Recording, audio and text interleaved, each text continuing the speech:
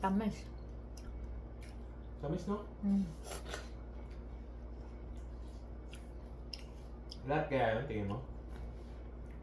Ba, may balak pa to ah. Hindi nga. Ang laki dito. Meron pa tayong kalahati. Ay, hindi. 3/4 pa. Lakas tayong kasama dito eh. No? Nakakapantay yung malap. Yeah.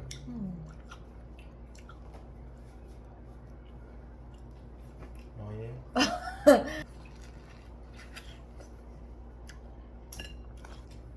Tamis, no?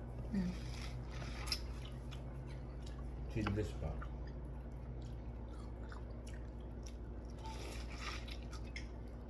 Okay lang. No, mawawala yung tagitol. Malakas umano yung dissolve, no? Mm. Tumanggal naman siya. Hindi nga si Jess. Kanya, oh. Pwede din, kaso nga unscented. Scented din ba? Mm. Hintayin na natin na magkaroon ng Kasi nga, galing lang yan sa machine ko. Kung gusto mo, kuhanan ko. Para ibigay mo sa Lunes. Bakit? Hindi ba magkakaroon ng scented siya? Laging unscented jacket? Na 1.3. Kayo ni Ate Lane. Sa Ate Lynn naman, fresh linen siya. Scented na 1.1. Inyo. Lagi niya namang ginagawa.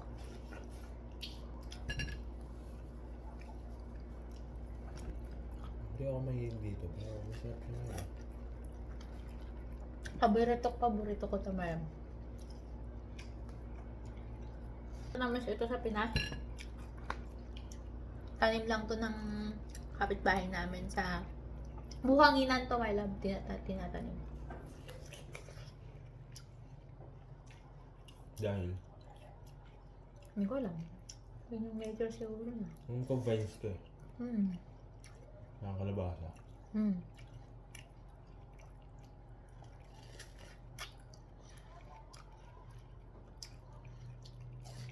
Problema naman nila.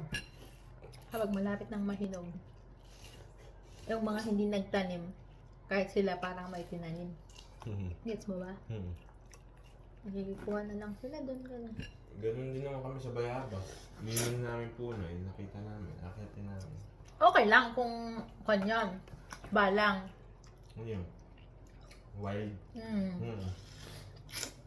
Pero ulo talagang itinanim eh.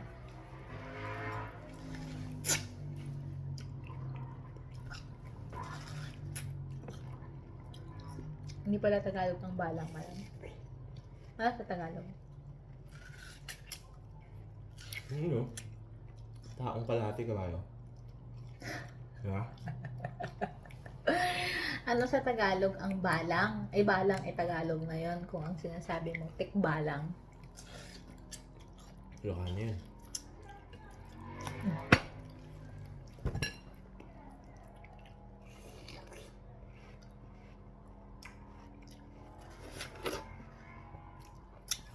Aga pa ah. Mukhang makakaitang movie ko na. Nakapasok ng Lunes na. Wala. Wala ka din pasok? Meron.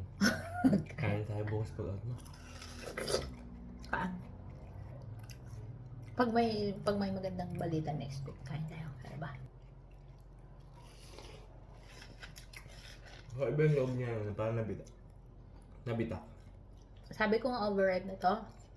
Ganyan siya. Overripe. Nataglag to. Wala, sabi ko lang naman. Sa'yo yan. Sabi. Kaya lang mabigat to dahil sa tubig eh. Wala! Tingnan nyo naman. Parang Bakit yan?